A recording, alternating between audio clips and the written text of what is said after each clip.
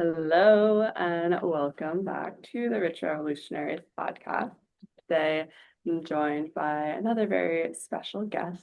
We have Monica Maria joining us from Colombia today. She is originally from New York and has 3 decades of work with women through personal growth, holistic healing, spiritual practice, and deep mentorship, cultivating community and healing the matrilineal line. So we're going to get into all of that. And Monica, I want to give the floor to you to introduce yourself, who you are, what you do, your magic in the world. Thank you, Chenisse. I'm so happy to be here. So I'm Monica Maria Aparicio, and I have been guiding women for 18 years professionally. I've been in this world since I was 16, so 34 years because I'm 50.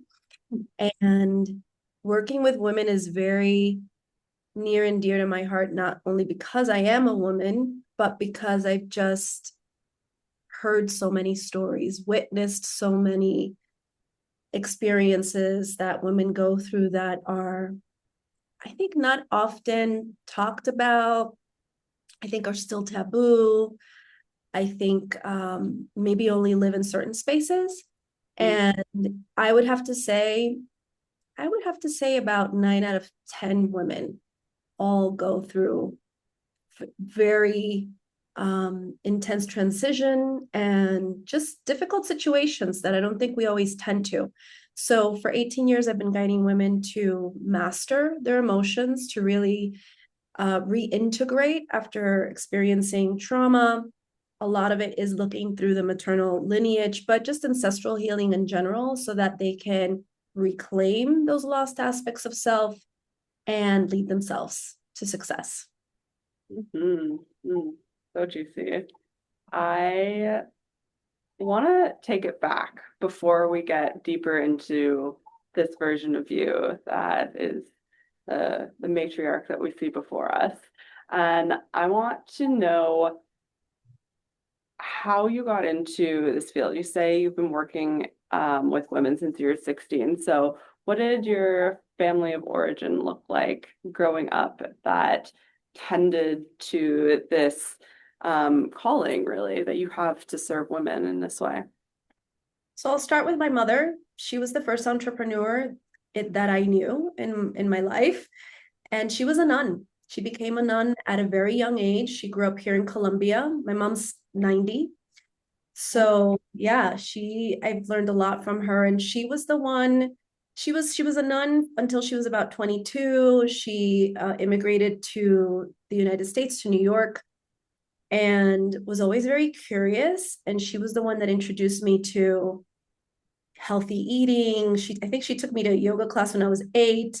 And then when I was 16, she took me to a class. I was the only like young person there.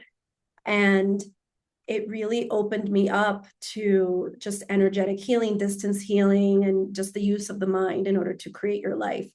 And so I grew up in a single mother household, and my mom raised me, and we come from a long line of women that were married, but the partner was absent. He was busy doing providing, and also, sometimes living another life. And so I come from a long line of very strong women who were very independent and doing a lot on their own. Mm-hmm. Mm-hmm. I feel like there's two like sides to that story of the independent woman who's really strong and does a lot of her own. There's the side of like, wow, like incredible that she's able to hold so much. And then there's also the side of like, whoa, like she has to hold so much. Like it comes into this like this martyr archetype that I like to work with in my world where sometimes women who are used to just by nature of circumstance doing the household responsibilities, the parenting responsibilities, the providership, the workplace, the career, the community service, all on their own, then get to a point where their body doesn't feel open and receptive to Mhm. receiving support, to collaborating, to trusting people that they can be in their softness, they can be in their vulnerability, and that that isn't going to be something that is exploited or that nobody can do it as well as I can do. So Uh-huh. I'd love to hear your perspective on how you work with women to repattern some of that somatic martyrdom. I love that you're bringing this up. And I would have to say it's absolutely true, definitely in my personal story and a lot of what I've seen with the women that I've guided.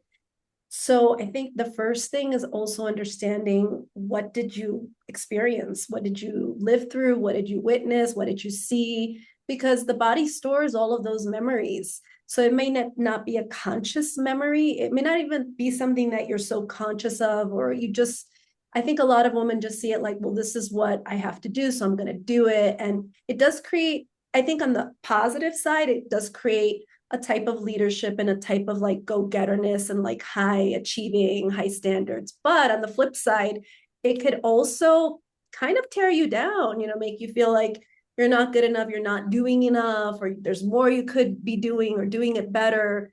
And it does take a toll on the physical structure, let alone on the emotional aspect. And so the first thing is really, I think as women, we don't always recognize ourselves. We don't always recognize the our accomplishments or those big transitions. And there's so many things we go through, even just physically, that men don't go through because we have a menstrual cycle. There's a point in our young lives where, okay, now we're bleeding and there's all these changes that are happening in the body. And then in between that first bleed and the last bleed, there's a ton of hormonal changes and shifts and things that are going on. So one of the first things is to be able to go back and really review your life and be able to see, okay, what was pivotal that marked me? What were pivotal moments, pivotal experiences? And it doesn't have to be one, it's not always the traumatic things, it's also the things that we forgot to celebrate and acknowledge, like leaving your job to dive into your business, moving from one country to the other and recreating your life, getting over that heartbreak. Those are things to celebrate. So I think it's really acknowledging what hasn't been recognized. Yeah, yeah, that acknowledgement and celebration piece is so overstepped in our culture. And I love to talk about rebuilding the village through our movements and our businesses. And these pivotal, like, let's call them rites of passage, right? Where our identity is shifting, our life circumstances are shifting, how we hold ourselves are shifting. Like in ancient times, in a village model of society, that would have been something that was tended to in community, where there would be like a lineage of women, like from the elders to the young children, who are there to share wisdom from different perspectives, the fun, playful, like, oh my God, let's like dance around on the beach, to the like, okay, let's get into some of the deeper layers and talk about it around the fire and wisdom weave together. And that's something that I think we both are very passionate about bringing into our own worlds, but also sharing with our people, be that like family, clients, friends. And I want to hear what that looks like in your world, like some of your space you do mentorship, and paint the picture for us of what an experience looks like walking with a woman through one of these rites of passages. I love that you said rites of passage, and that's exactly one of the key elements of the work that I do and that I've been doing for a long time. I started bringing women together in circles, I think in 2010, and we would just get together under the full moon. If it was summertime, we'd go up to the rooftop of like my Brooklyn apartment and Mhm. just be able to witness each other and what we were moving through, and letting ourselves be supported just by the presence of like the community of other women. And nowadays, so here in Colombia, I started something called the Red Tent, which follows, it's the same name as the book that came out in the 90s. And it is reviving that ancient memory that we have in our bodies of having a space that's just for women. It's private, it is a safe space. People sometimes, I've had some men ask me, like, why is that only for women? And I say, well, because the dynamic changes once that masculine energy is introduced, because the masculine energy is observant. And that changes the dynamic of how a woman is going to show up, her behavior. You know, there's always like, oh, I'm being watched. Someone's looking at me. And not to say that we're not looking at each other when we're in community of women, but it's a different type of energy. And so it's being able to create intimacy so that we can have intimacy with ourselves, so that we can let our guard down, so that we can just let the body relax into, if it wants to move, if it wants to cry, if it wants to laugh, if it wants to be silly, however it wants to show up. And it's just a free, wild, fully expressed, authentic state. It can do that. And so that's something that I'm doing here in person. And I'm also bringing women here to Colombia in intimate women's retreats so that they can also just see what it's like to be held by this land. I'm surrounded by the Andes Mountains. And just community in general is an important aspect of my work, just being sure that women feel that, oh, there's other women like me here that are on a similar journey, and I can feel good about just showing up as myself and sharing. Mm-hmm. Oh my gosh, there's so many different pieces I want to weave with in there. Let's start with what you said about the active observation. And I'm going to get a little bit nerdy here. So science people, you're going to love this one. When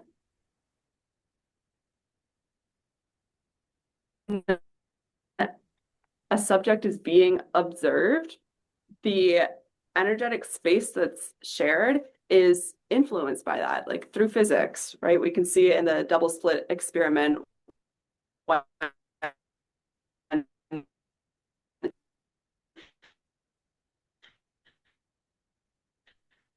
light beam is passed through a slit and it's witnessed by an observer come from a subject who is kind of vibrating in a similar range of frequency, like bleeding at the same time in this like sacred space of the red tent, is physically, like through science, going to have a different impact on the experience that that has there versus someone who's coming in from like a different perspective on the in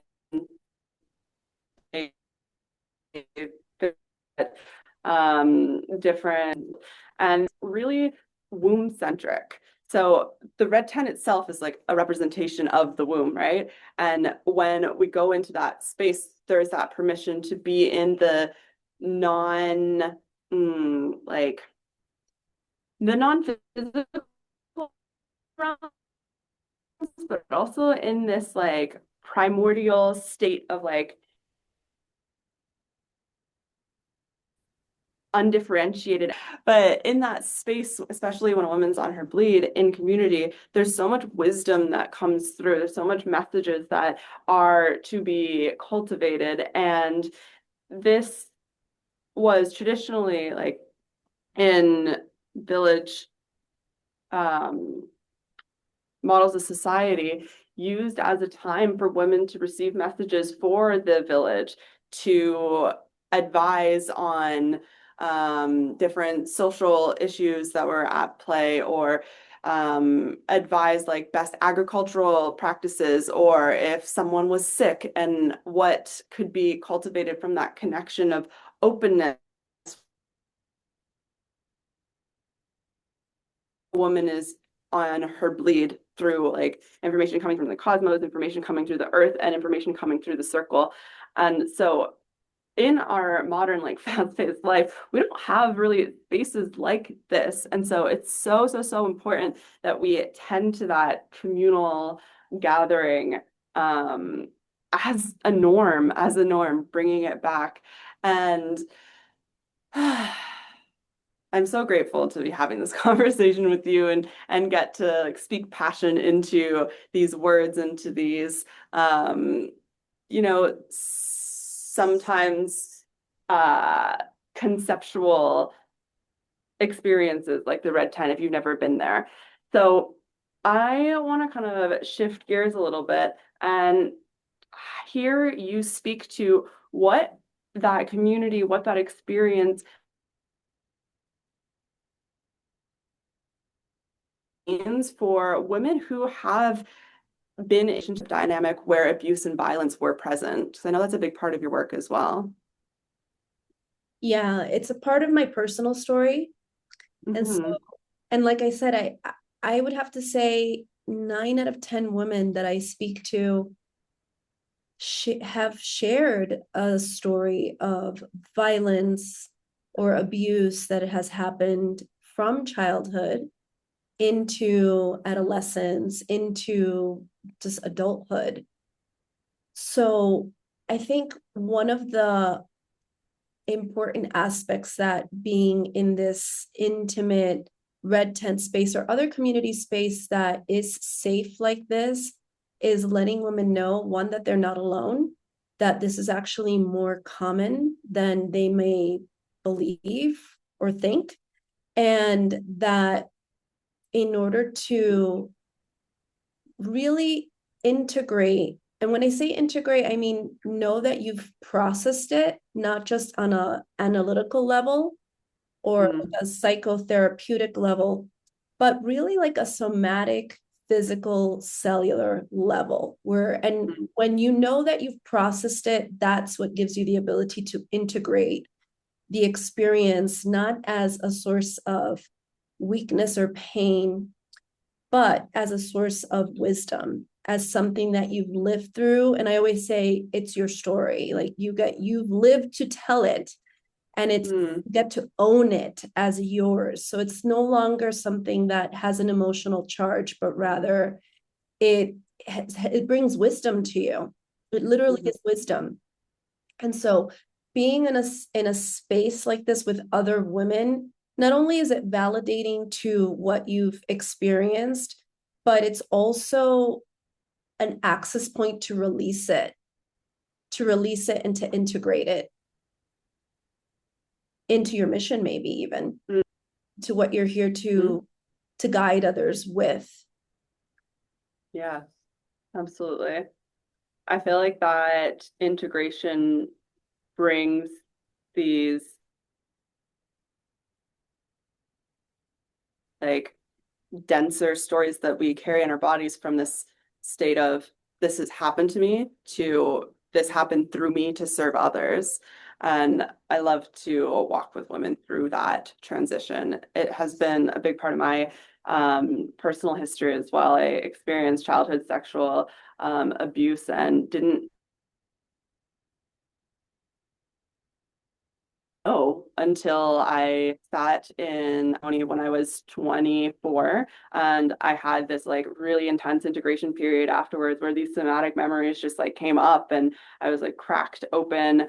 Unfortunately, at that time, I wasn't held in like a woman's space. And it just snowballed into being institutionalized, incarcerated, and just like a whole global affair, quite literally, where I was escorted back to Canada. And I can speak to that now without the emotional charge because I've done that deeper cellular reprogramming. But for so long, I was unable to not even just speak to it, I was unable to connect with people at the level that I desired. It felt like I always used to say, like, I was in this like glass house where I could see people and like feel them so deeply and really want that closeness couldn't quite break through. And through being in community retroactively, like after the fact, and doing the of like shakiness in my body, to feel the throat clamp that comes up, to feel the like bubbles in my stomach, and to feel the like clenching in my root, like over and over and over again, and say, hey, like I'm here with me. This is a space that I can allow this to be witnessed. I know the women around me have got my back, even if they haven't been through something similar. It's going to have a more profound effect if they have, because there is that sense of like resonance, of like deep understanding. And everyone has gone through something that has that like depth of significance in terms of transmuting pain, in terms of opening our capacity to receive more love, to receive more abundance, to receive more support. And so that got to be something that deepens the work that I do. And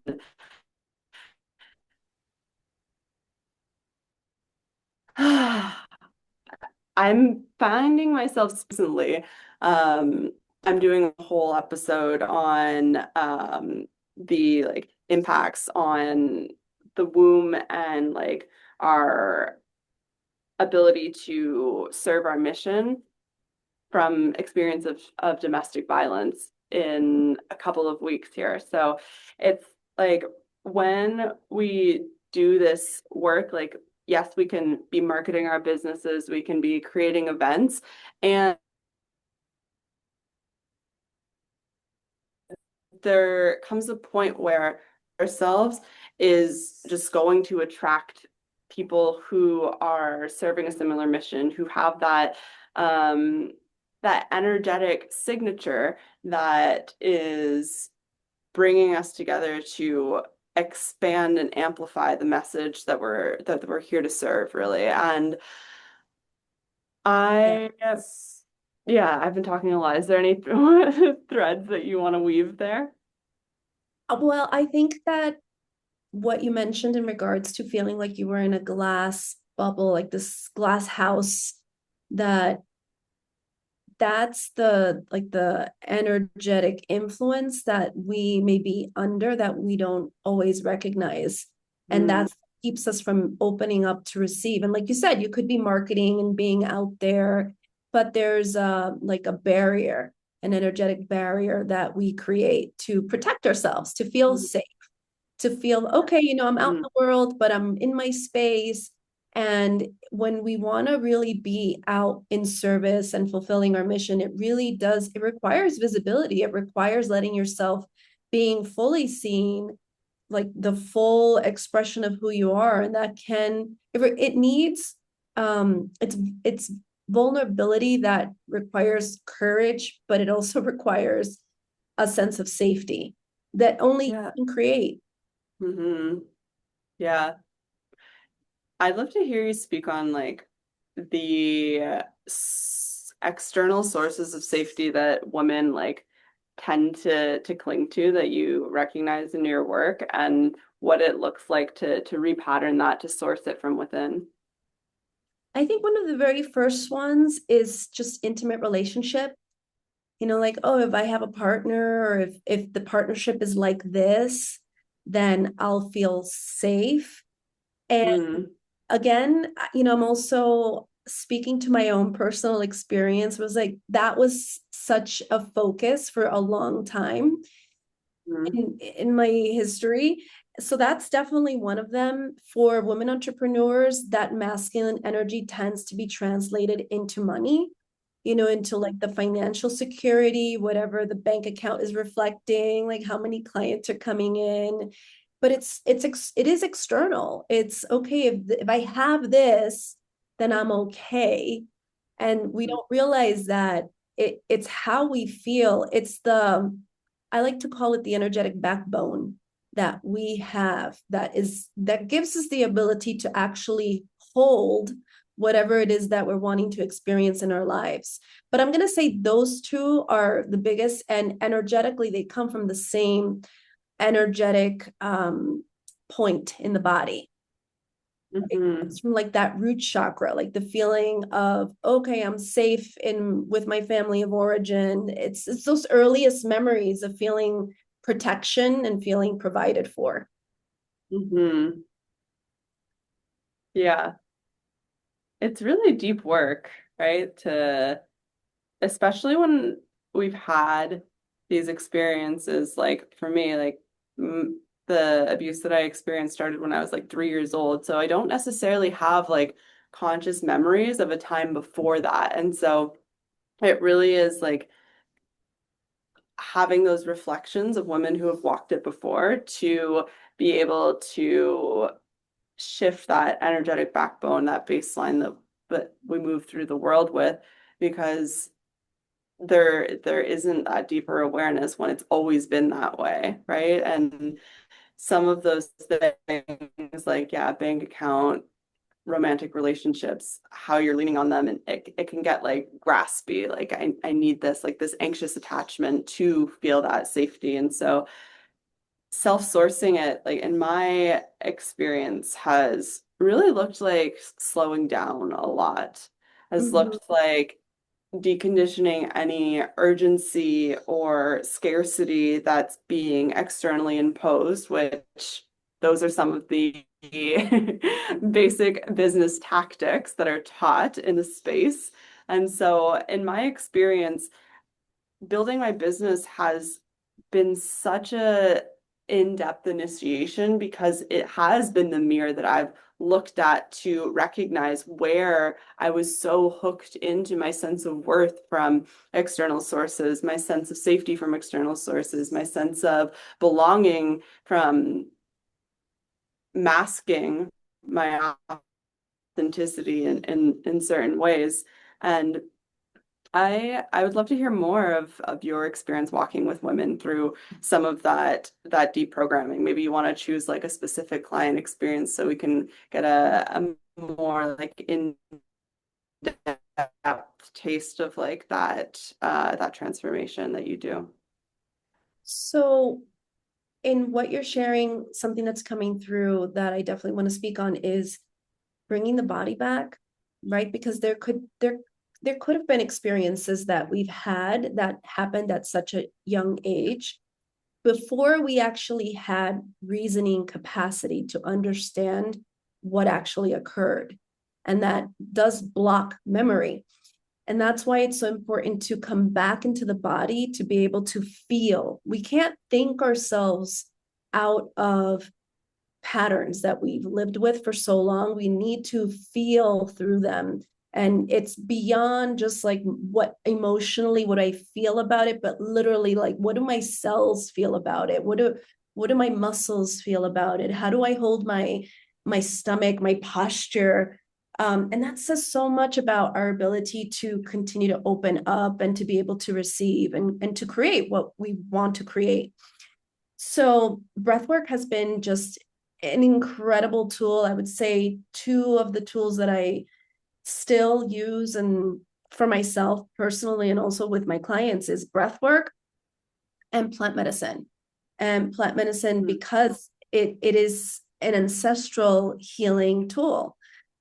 I Mm-hmm. would say just seeing women being able to break patterns where they're attracting the same type of relationship, and then it's almost like it's definitely, there's one client that comes to mind where it was an abusive relationship where he cheated on her, he was an alcoholic, she stayed with it, and it was the same kind of experience that she was having with her corporate job where it was abusive, but she was used to it, she would stick with it, there was a sense of familiar safety or stability in that, and being able to just break out of that through remembering and feeling it through the body, through breathing it out, through letting it out through that sensation, and Mm-hmm. just being able to let go of whatever felt safe because it was familiar, and being able to move to a whole different country, finally get into like an amazing partnership and basically redesign her whole life, being able to do her work, leave the corporate 9 to 5, and now she lives by the beach. um, travels and gets to speak and gets to teach other people basically how to redesign your life because that's what she's done. So Mm, I think that I don't think we're always really aware of how powerful we are, of how mm, resilient. And when we finally liberate the energy that is being absorbed by those unconscious, subconscious memories that are lodged in our cells, that we literally have more focus, we literally have more vitality, we have more drive, we were enthusiastic, and that's when we're in alignment. It's like we start to feel the flow of life coming towards us, and we get better at responding, because it doesn't mean like, oh, okay, I've released and I've integrated and now life is great all the time. Life is learning to ride a wave. It's learning how to surf, and it's finding like that point where you can just glide. You can glide, and if you happen to fall off, then you can quickly pick yourself back up. You don't hang out in those spaces for too long. You allow yourself to feel it, and then just keep going. yeah.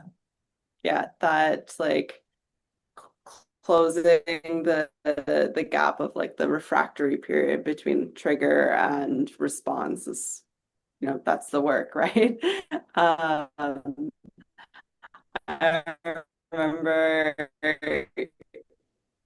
when I was like a teenager, early adults, and I'd fallen faces. I had a traumatic experience and then just like keep going about my day, like 10 minutes later.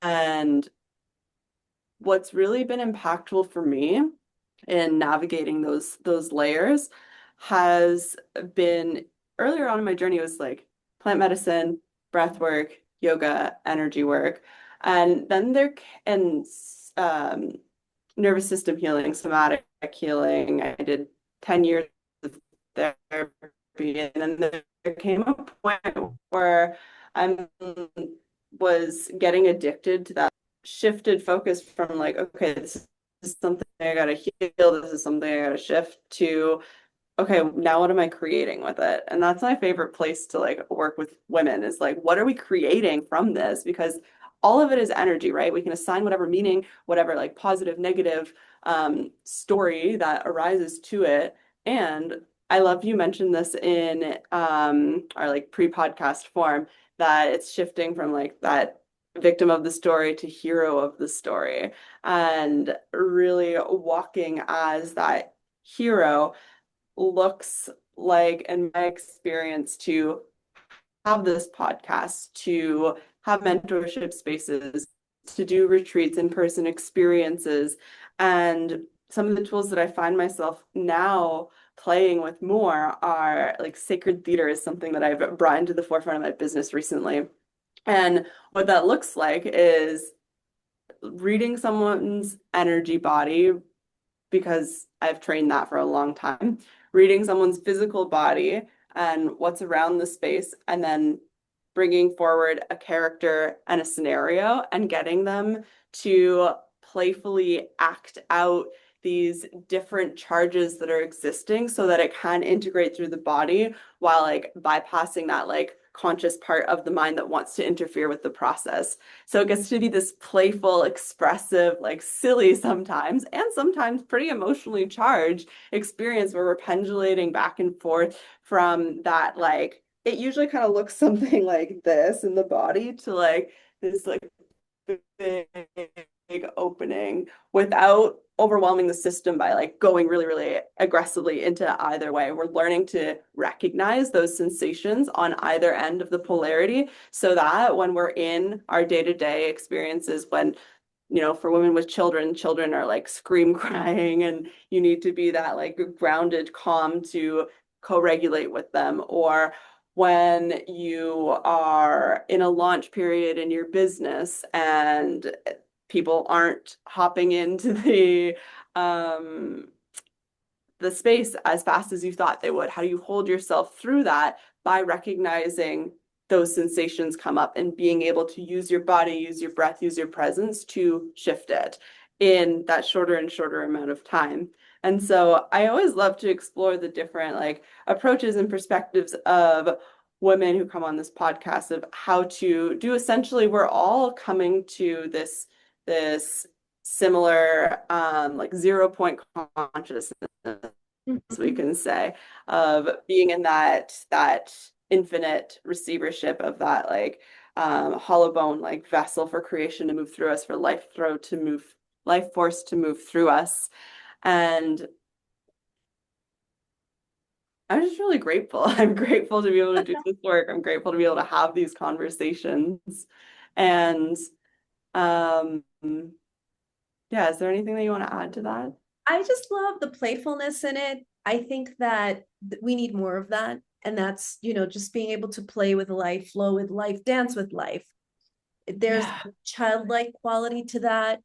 And we need to bring in our inner little girl, that inner child, because they haven't gone anywhere. They're still there. Every Absolutely. single version of ourselves. I always say you are your own ancestor. Every Yeah. every single version, and there's a process that I like to walk clients through that was given to me just in order to integrate an experience that I remembered much later in life. And it's how do we go back and have a communication with that version of ourselves, and being able Mhm. to not only express and let that version of ourselves maybe hear words or receive some reassurance and support that was missing whenever that or whatever what happened. But it's also to listen to the wisdom that that younger version has for us that Mhm. have forgotten about. So I love this playfulness. I like to also go on dates with like my younger self, and I literally as if she was here, like, hey, what do you want to do today? How do you want to spend the day? Where do you want to go? What do you want to eat? And really just feel like, okay, we're going on a play date and we're going to have this day, and it's dedicated to really nourishing that aspect of ourselves that maybe just our caretakers, our parents, they were busy, they didn't know what was going on, we couldn't fully express it, maybe there was no time, like who knows, whatever the situation was. But really Mhm. being able to honor that part of us, because she's still there. Yeah, absolutely.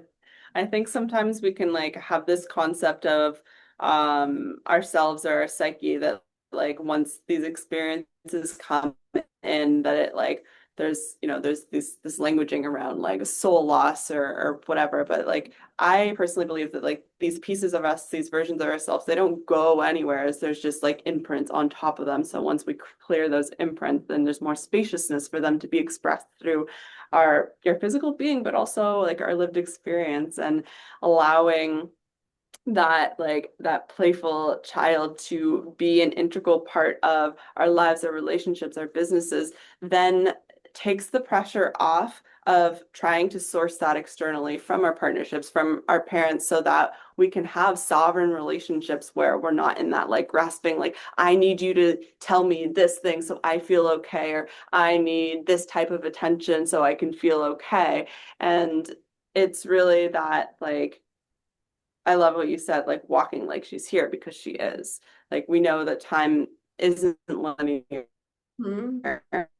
right? We are, everything all at once, quantumly. And so working with that allows us to like have this, in my perspective, my experience, deeper sense of enjoyment in what we're building, right? Because there's this very serious professional mask that we can um, put on to, because like there's a narrative in the collective of like, the person in the suit, the person in the office, the serious professional that's like, on Wall Street making, Hmm. millions of dollars that that's not the only archetype that is available to us as leaders. And I think it's so important to um when we're creating our content, when we're creating our marketing, when we're creating our experience, to allow our people to witness a different archetype, a different model, that brings in more of that like playful inner child, because like what's the point of building anything if we can't have fun doing it, right? For sure. And I think it's more like what you said, it's not that those aspects of our souls, of our being are lost. I think they've just been forgotten. So it's remembering, and the word remembering is calling back, just calling it back. And in my opinion, good leadership is full leadership. It's showing up with all of who you are, all that you are, all that you've been, all that you will be. And so, yeah, it is really being able to feel that support from within, from all of your energy, from your whole story. And like I said, owning it. It's yours. It's yours to tell. Mm-hmm. I think too, part of that ownership is like choosing how we relate to it. Like Mm-hmm. rather than I don't know, for a while I used to hold a lot of shame around the experiences that I had, being incarcerated and being institutionalized. And now I make jokes about it all the time and use it in my marketing material, because it is something that has brought so much wisdom into my life and brought so much fuel into my mission to create these like it's this is such a meta experience for me right now to be talking about this where I am. My big vision is to create eco-residential retreat centers, and I'm currently at an eco-residential retreat center with my partner. We're visiting. He's collaborating with the owner here on the culinary project, and they have a whole like food forest that's being tended to here for farm to table experiences. And I know in my soul that populating more communities in this format in a way that's also doing that like restoration work with the land, with the local communities, that creates opportunities to wisdom weave in non-hierarchical ways, is going to impact future generations to have spaces to move through these rites of passages in a holistic way, holistic, like, yes, mind, body, soul, but also relationally. And I just spent so much time navigating these things on my own. And that gives the contrast and the polarity to charge building these projects and inviting other people to build them together and to build more of them. And so Yeah, yeah. that's ancestral healing. We're just coming back to the memory of what it is to be like in living in tribe, Mm-hmm. Mm-hmm. collaborating. And I think that's also, that is the energy of what a matriarchal society is. Mm-hmm. It's true collaboration, true union. It's doing together for the good of the collective. Yeah. And that's what we're missing in the world. Yes.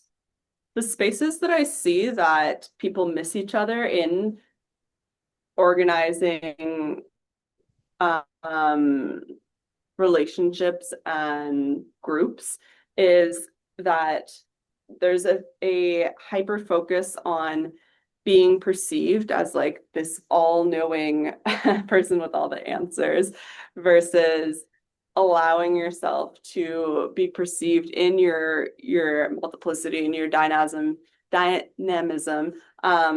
vulnerability. Like a lot of um people, leaders, business owners are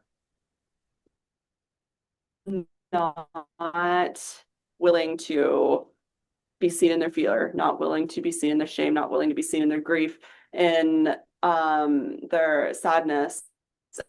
And I always see those not as like weakness, but as like that is the source of your wisdom, of your power. And when we can show up and demonstrate that like the end goal gets to be so much better when we're each just like dropping all of the stuff that we're holding together and allowing each person to hold what is specifically aligned with their zone of genius, with their lived experience, so Mhm. that we can like be in that flow of like riding the waves together where Mhm. life force is like moving through us instead of stagnating in these places that we might not have experience in. We might not have like the calling to tend to different pieces and trying to, again, going back to what we were talking at the beginning, that everything on our own, we're really at a disservice not only to ourselves but to the people that we're here to serve and to the collective at large. I studied with a mentor who has a master's in leadership and has developed her own method of breathwork named Loretta Cella, and she's developed this model of leadership that is honoring that cycle of reciprocity of those three pieces that I mentioned of self, community, and collective. And this cycle of reciprocity, I know like it's heart energetic. Oh, hello, your cat. For those just listening, the Maria Monica's cat just popped on the screen. I love them so much. Um, it's that open-hearted and rooted leadership that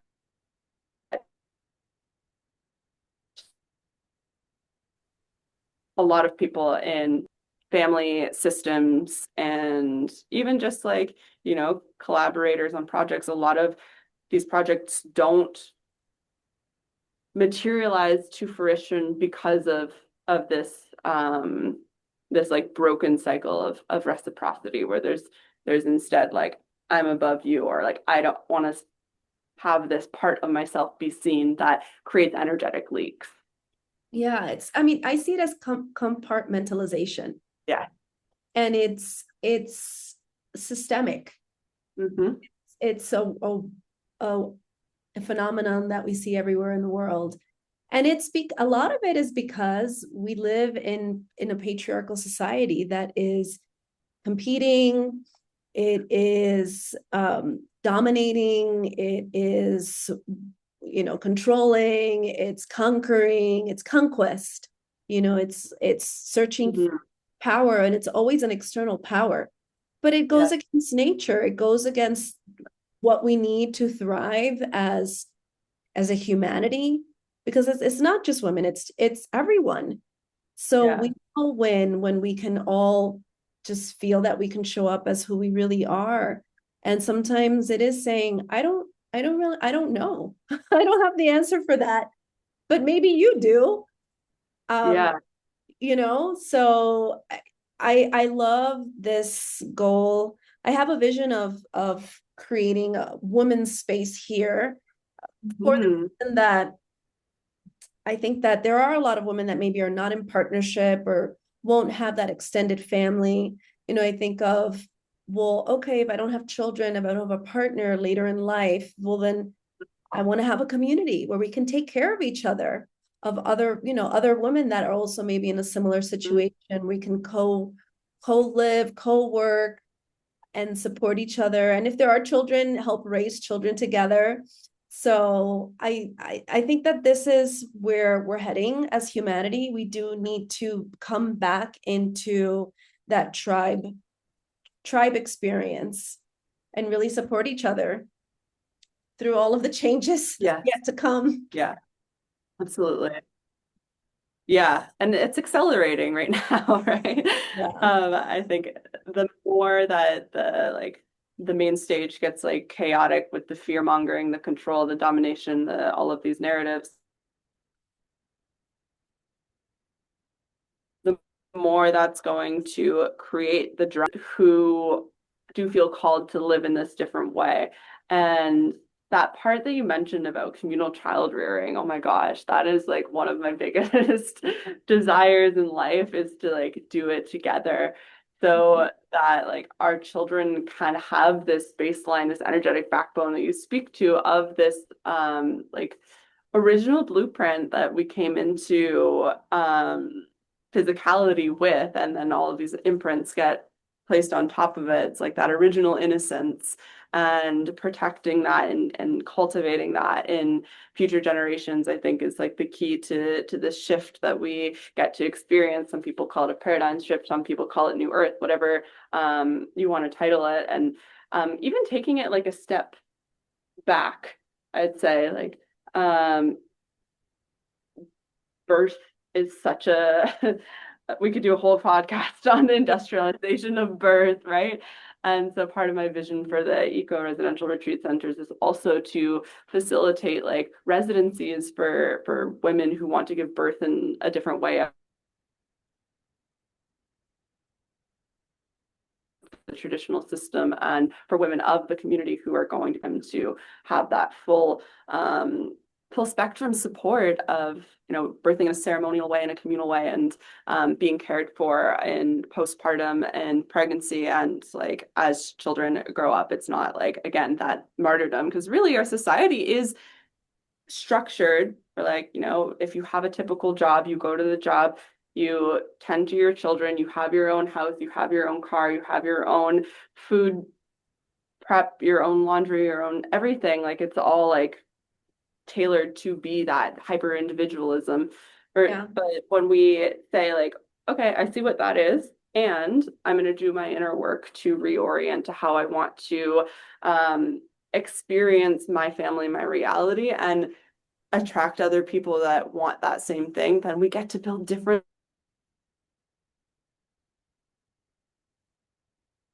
that gets to ripple forward into looking like, that primal essence of connection with nature, all the way from, prenatal to birth to childhood and beyond. And like, what are those children going to create? That's what I get really excited about, like Yeah. the possibilities for the next generation. Starting with birth, yes. I mean, all of the systems need an overhaul. But if we're going to go back to the beginning, how we're born, such a huge, huge impact on the whole experience that we have in life. Yeah. Yeah. I have a podcast episode coming soon with a woman who brings about a perspective on parenting that is through the lens of like chakra development. I'm so excited for that episode.